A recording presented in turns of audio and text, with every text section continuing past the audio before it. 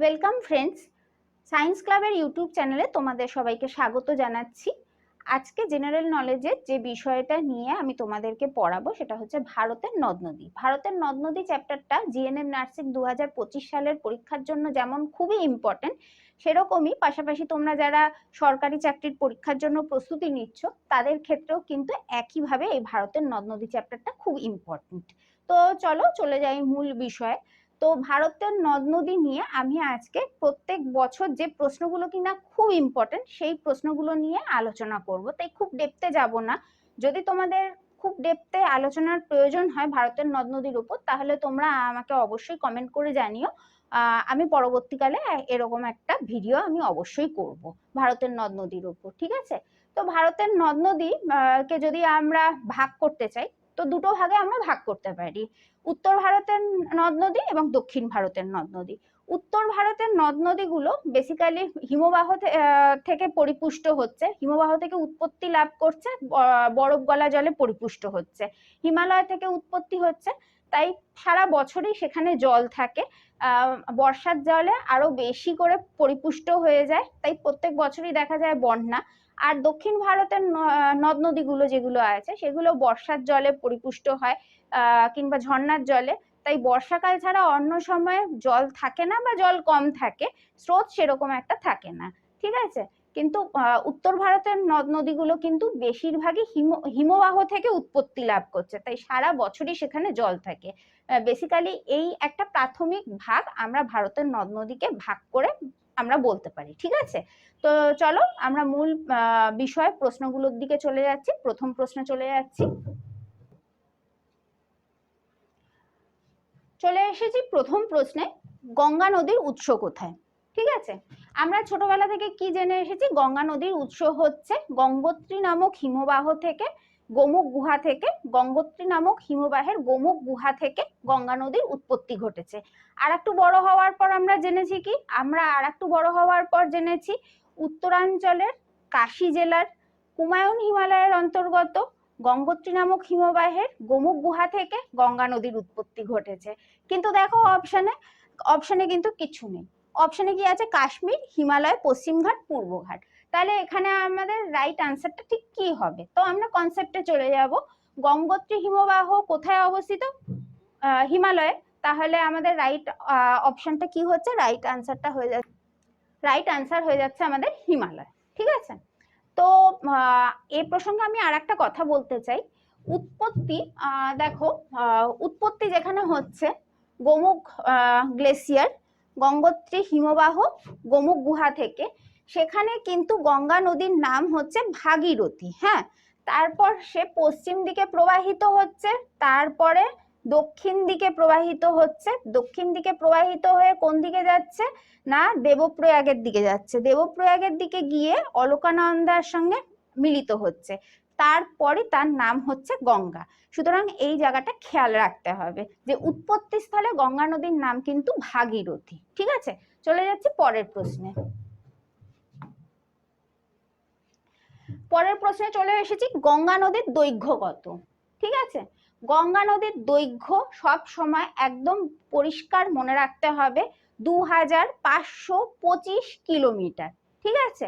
এবার অপশনে দেখো 2500 কিলোমিটার, 2000 কিলোমিটার, 1500 কিলোমিটার, 3000 কিলোমিটার, মানে আমাদের এক্সাক্ট কিন্তু উত্তরটা নেই।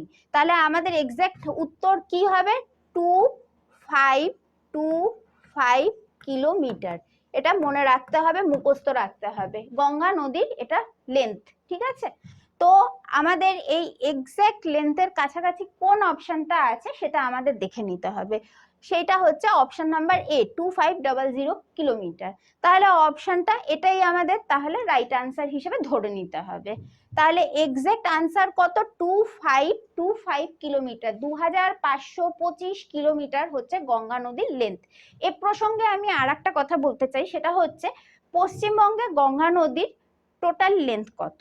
এটা কিন্তু প্রত্যেক মোটামুটি কোনো না কোনো পরীক্ষায় আসে।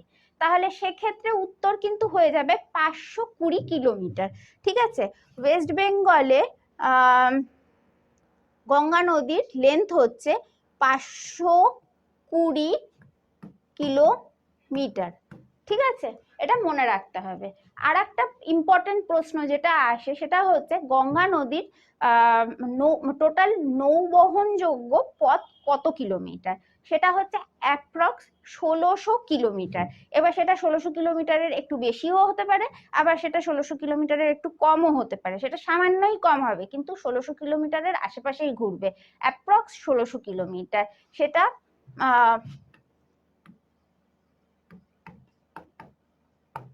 এটা হচ্ছে নৌবহনযোগ্য যে পথটা, সেটার আমি পরিমাপটা বললাম 1600 কিলোমিটার।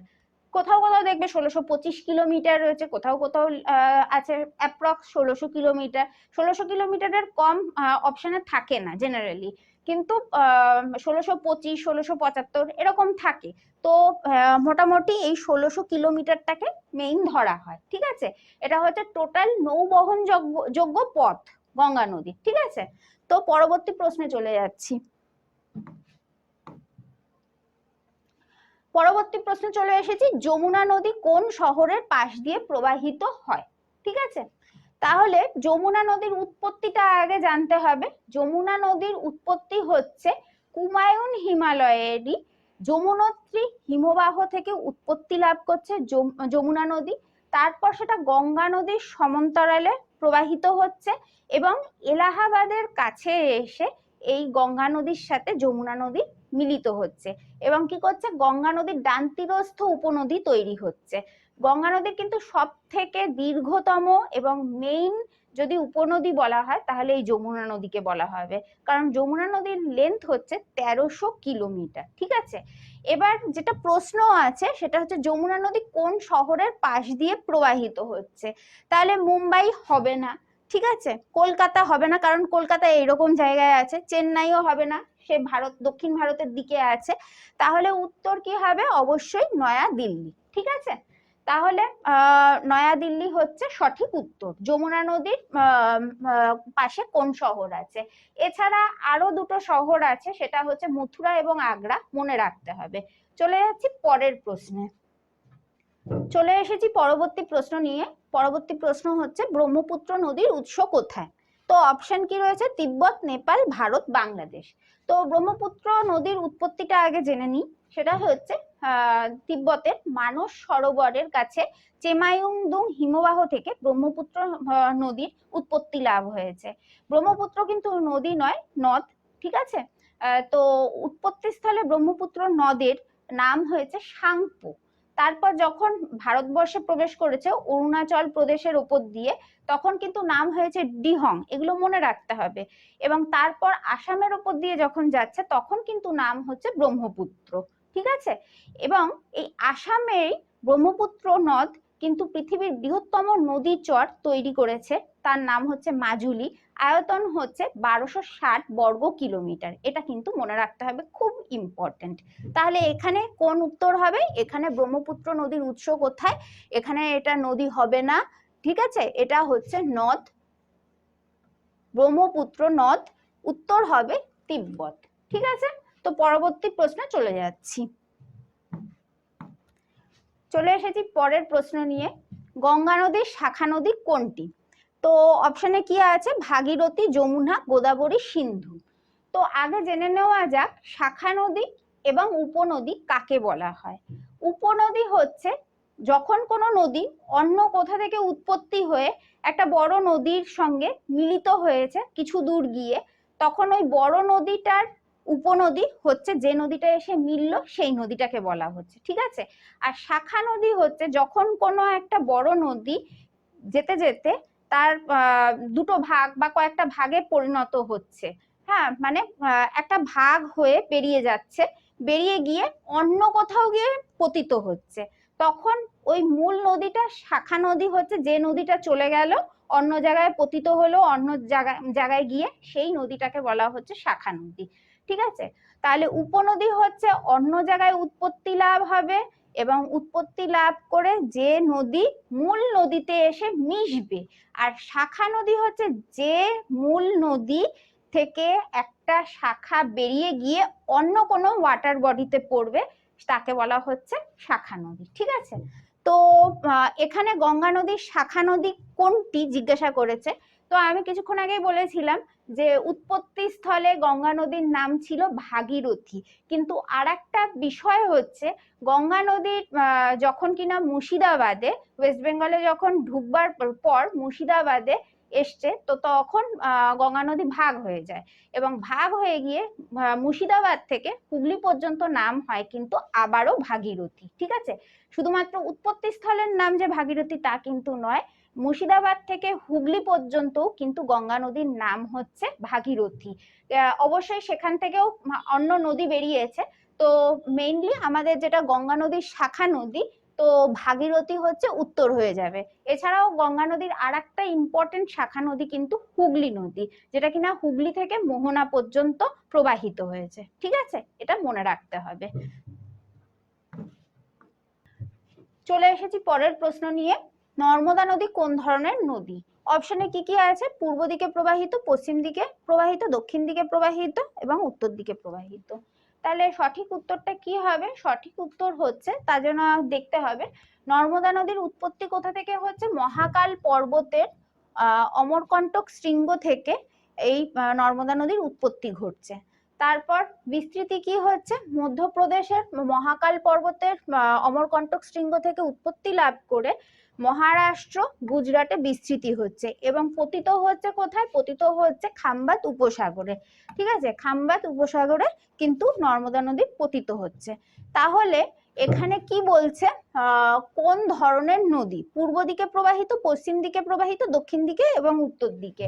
তাহলে জেনারেলি আমাদের ভারতের নদ নদীগুলো যেমন দুটো ভাগে আমি প্রথমেই ভাগ করে দিলাম, যে উত্তর ভারতের নদ নদী এবং দক্ষিণ ভারতের নদ নদী। প্রত্যেক এই উত্তর ভারতের এবং দক্ষিণ ভারতের, মানে ভারতের নদ নদীগুলোর কিন্তু একটা বৈশিষ্ট্য হচ্ছে, তারা হয় পূর্ব দিকে প্রবাহিত হয়ে পূর্ব দিকে বঙ্গোপসাগরে পতিত হবে, নয় পশ্চিম দিকে কোনো কোনো নদী পতিত হয়ে ভূমির ঢাল অনুসারে অবশ্যই পতিত হয়ে পশ্চিম দিকে আরব সাগরে কোথাও গিয়ে পতিত হবে। ঠিক আছে, তো যেটা এখানে হচ্ছে নর্মদা নদী, নর্মদা নদী কিন্তু মধ্যপ্রদেশে উৎপত্তি লাভ করছে। ঠিক আছে, মহাকাল পর্বতের অমরকণ্টক শৃঙ্গ থেকে। তো সেখান থেকে উৎপত্তি লাভ হয়ে কিন্তু সে খাম্বাত উপসাগরের দিকে এসে পড়েছে, মানে আরব সাগরের দিকে পড়েছে। তাহলে এটা কি হচ্ছে, এই নদীটা কিন্তু তাহলে পশ্চিম বাহিনী নদী হয়ে যাচ্ছে। তাহলে অপশন কি হবে? এখানে পশ্চিম বাহিনী নদী হবে। ঠিক আছে, তো পরের প্রশ্নে চলে যাচ্ছি। চলে এসেছি পরের প্রশ্ন নিয়ে, তাপ্তি নদীর অবস্থিতি কোথায়? ঠিক আছে, তার আগে আমরা জেনে নিই এর উৎপত্তি। তাপ্তি নদীও কিন্তু নর্মদা নদীর মতনই একটা পশ্চিম বাহিনী নদী, এবং এর উৎপত্তি হচ্ছে মুলতাই উচ্চ ভূমি থেকে, মধ্যপ্রদেশেই অবস্থিত। তো আমাদের উত্তরটা এখানে অবশ্যই হয়ে যাবে কি, মধ্যপ্রদেশ। এবার বিস্তৃতিটা হচ্ছে মধ্যপ্রদেশ থেকে উৎপত্তি হচ্ছে, মধ্যপ্রদেশ থেকে উৎপত্তি হয়ে প্রথমে মহারাষ্ট্রে যাচ্ছে, তারপর মহারাষ্ট্রের থেকে গুজরাটে যাচ্ছে, এবং তারপর পড়ছে খাম্বাত উপসাগরে গিয়ে, একই নর্মদার মতো। আর একটা যেটা জিনিস মনে রাখতে হবে সেটা হচ্ছে তাপ্তি নদীর প্রধান উপনদী হচ্ছে পূর্ণা। এটা কিন্তু খুবই পরীক্ষায় আসে। তো পরবর্তী প্রশ্নে চলে যাচ্ছি। ঠিক আছে, পরের প্রশ্নে চলে এসেছি, সংকোষ নদী কোথায় প্রবাহিত হয়? আগে ম্যাপে দেখে নিই সংকোষ নদীটা ঠিক কোথায় আছে। দেখ, এই বাংলাদেশ, ঠিক আছে, এই এই রকম দিকে রয়েছে আসাম, তো সংকোষ নদী কিন্তু এইখানে। তো সংকোষ নদী ভুটান দিয়ে আসামে ঢুকছে। ঠিক আছে, তাহলে এখানে উত্তর হয়ে যাবে, এখানে অপশন কি আছে, পশ্চিমবঙ্গ, ত্রিপুরা, আসাম, মণিপুর। তাহলে উত্তর হয়ে যাবে আসাম। ভুটান দিয়ে আসামে ঢুকছে, তারপরে প্রবাহিত হচ্ছে। আর এই সংকোষ নদী কিন্তু ব্রহ্মপুত্রের একটা উপনদী, এটা কিন্তু মাথায় রাখতে হবে। পরের প্রশ্নে চলে যাচ্ছি।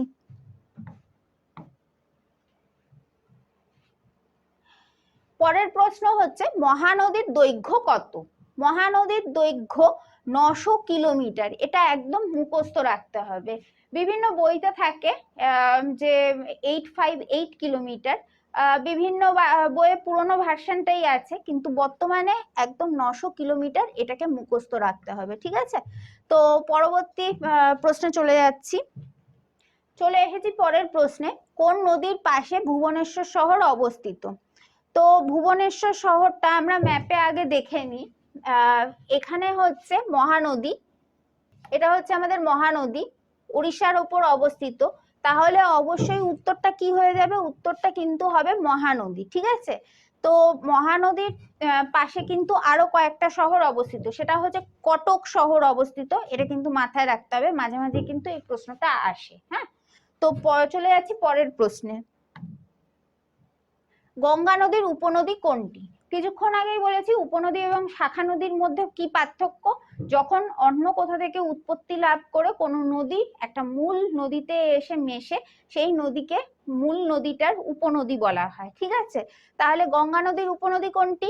কাবেরী হচ্ছে দক্ষিণ ভারতের নদী, কাবেরী হবে না, সর্দা হবে না, টাঙ্গনও হবে না, মহানন্দা হচ্ছে ঠিক অপশন।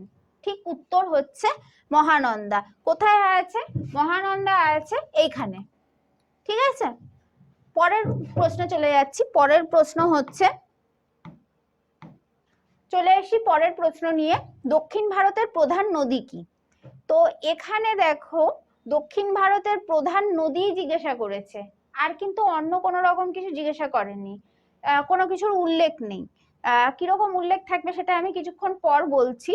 তো দক্ষিণ ভারতের প্রধান নদী এখানে গোদাবরী হবে। যখন বলবে দক্ষিণ ভারতের প্রধান নদী কি, ধরেই নিতে হবে যে সেটা লেন্থের জন্য জিজ্ঞাসা করছে। ঠিক আছে, লেন্থ ওয়াইজ জিজ্ঞাসা করছে, কারণ উত্তর ভারতের দীর্ঘতম নদী হচ্ছে গঙ্গা এবং দক্ষিণ ভারতের দীর্ঘতম নদী হচ্ছে গোদাবরী। ঠিক আছে, কিন্তু যদি জিজ্ঞাসা করা হয় যে পবিত্রতার দিক থেকে কোন নদীকে গঙ্গা নদী বলা হয় দক্ষিণ ভারতে, তাহলে সেক্ষেত্রে উত্তরটা কিন্তু হয়ে যাবে কাবেরী। ঠিক আছে, তাহলে দুটোর মধ্যে পার্থক্য কিন্তু একটা লেন্থের ওপর নির্ভর করছে। যখন কোনো কিছুই মেনশন করে দেবে না, যখন কোনো কিছুই বলবে না, তখন সেক্ষেত্রে কিন্তু উত্তরটা হবে গোদাবরী। আর যখন বলে দেওয়া হবে যে কোন নদীকে দক্ষিণ ভারতে বলা হচ্ছে পবিত্র নদী বা গঙ্গা নদী বলা হচ্ছে, তো সেক্ষেত্রে কিন্তু উত্তরটা হয়ে যাবে কাবেরী নদী। ঠিক আছে, পরের প্রশ্নে চলে যাচ্ছি। কাবেরী নদীর উৎস কোথায়? কাবেরী নদীর উৎস হচ্ছে কর্ণাটকে, এটা মনে রাখতে হবে। হ্যাঁ, পরের প্রশ্নে চলে যাচ্ছি। আচ্ছা, তার আগে দেখিয়ে দিই, কর্ণাটকে ব্রহ্মগিরি অঞ্চল থেকে, ব্রহ্মগিরি পর্বত থেকে কিন্তু কাবেরী নদীর উৎপত্তি লাভ করছে। পরের প্রশ্নে চলে যাচ্ছি। কোন নদীর তীরে কলকাতা শহর অবস্থিত? খুব ইম্পর্টেন্ট কোশ্চেন এটা। অপশন গুলো দেখে নাও, গঙ্গা, সরদা, যমুনা, গন্ডক। ব্যাপার হচ্ছে যে গঙ্গা নদী যখন মুর্শিদাবাদে ঢুকছে, তখন গঙ্গা নদী শাখা নদীতে ভাগ হয়ে যাচ্ছে, ভাগীরথী, এবং মুর্শিদাবাদ থেকে হুগলি হচ্ছে ভাগীরথী, আর হুগলি নদী থেকে মোহনা পর্যন্ত, হুগলি থেকে মোহনা পর্যন্ত হুগলি নদী নাম হচ্ছে। ঠিক আছে, তো সেক্ষেত্রে কলকাতা তো মোটামুটি এইরকম জায়গায় রয়েছে, এই যে দেখো, তাহলে সেক্ষেত্রে উত্তরটা, এক্সাক্ট উত্তরটা হবে কিন্তু হুগলি নদী। ঠিক আছে, কিন্তু এখানে কি বলছে? গঙ্গা, আর বাকি তিনটা তো হবেই না, কিন্তু এখানে বলছে গঙ্গা, তাহলে এখানে কনসেপ্ট ওয়াইজ আমাদের এখানে গঙ্গা নদীটাকেই ঠিক উত্তর বলে ধরে নিতে হবে। পরের প্রশ্নে চলে যাচ্ছি। চলে আসছি পরের প্রশ্নে, পাঞ্জাবের নদী কোনটি? তাহলে পাঞ্জাবের নদী কোনটি, এই প্রশ্নটার চারটে অপশন রয়েছে, সিন্ধু, গঙ্গা, যমুনা, কাবেরী। তো কাবেরী হবে না, কাবেরী হচ্ছে দক্ষিণ ভারতের নদী, সরি, কাবেরী হবে না, দক্ষিণ ভারতের নদী। যমুনা হবে না, হ্যাঁ, যমুনোত্রী হিমবাহ থেকে উৎপত্তি লাভ করেছে এবং উত্তর ভারতের দিকেই সে প্রবাহিত হয়েছে, প্রবাহিত হয়ে গঙ্গার সঙ্গে গিয়ে মিলেছে। গঙ্গাও হবে না, তো উত্তর হচ্ছে সিন্ধু। ঠিক আছে, সিন্ধু নদী হচ্ছে পাঞ্জাবের ওপর দিয়ে গিয়েছে এবং সিন্ধুর বিভিন্ন উপনদীগুলোও কিন্তু কম বেশি পাঞ্জাবের ওপর দিয়ে প্রবাহিত হয়েছে। পরের প্রশ্নে চলে যাচ্ছি। পরের প্রশ্ন হচ্ছে, কর্ণফুলী নদী কোথায় অবস্থিত? বাংলাদেশ, ভারত, নেপাল, পাকিস্তান। তো অবশ্যই মনে রাখতে হবে কর্ণফুলী নদী কিন্তু বাংলাদেশে অবস্থিত, এটা কিন্তু পুরোপুরিভাবে মুখস্থ রাখতে হবে। ঠিক আছে, তো পরের প্রশ্নে চলে যাচ্ছি। চলে আসি পরের প্রশ্ন নিয়ে। কোন নদী সেচ ব্যবস্থার জন্য বিখ্যাত? নর্মদা, গঙ্গা, কাবেরী, ব্রহ্মপুত্র। তো প্রত্যেকটা নদী কিন্তু তাদের সেচ ব্যবস্থার জন্য খুবই বিখ্যাত। গঙ্গা নদী, কাবেরী নদী, ব্রহ্মপুত্র, নর্মদা সবকটি নদী কিন্তু অত্যন্ত বিখ্যাত। কিন্তু স্পেশাল যেটা হচ্ছে কাবেরী নদী খুবই বিখ্যাত, কারণ কাবেরী নদীর বদ্বীপকে দক্ষিণ ভারতে শস্য ভান্ডার বলা হয়।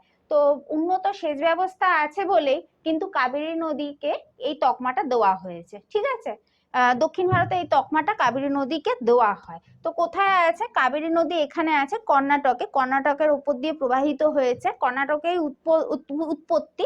তারপর কোথায় যাচ্ছে? বঙ্গোপসাগরে পতিত হচ্ছে।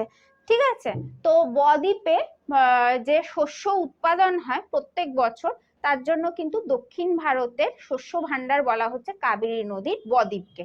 ঠিক আছে, চলে যাচ্ছি পরের প্রশ্নের। চলে এসেছি পরের প্রশ্ন নিয়ে। কোন নদী সিন্ধু নামে পরিচিত?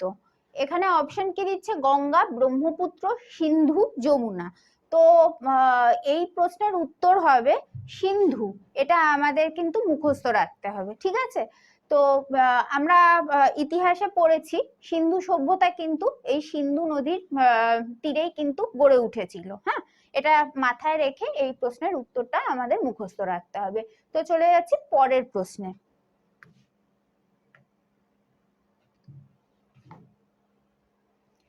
ত্রিপুরার নদী কোনটি? অপশনে কি আছে? গঙ্গা, মেঘনা, কাবেরী, মুহুরী। ঠিক আছে, আগে ত্রিপুরা কোথায় আছে সেটা দেখে নি। ত্রিপুরা হচ্ছে ভারতের এইখানে এই ছোট্ট মতন জায়গাটা, এখানে হচ্ছে ত্রিপুরা অবস্থিত, বাংলাদেশের ঠিক এই নিচের দিকটা।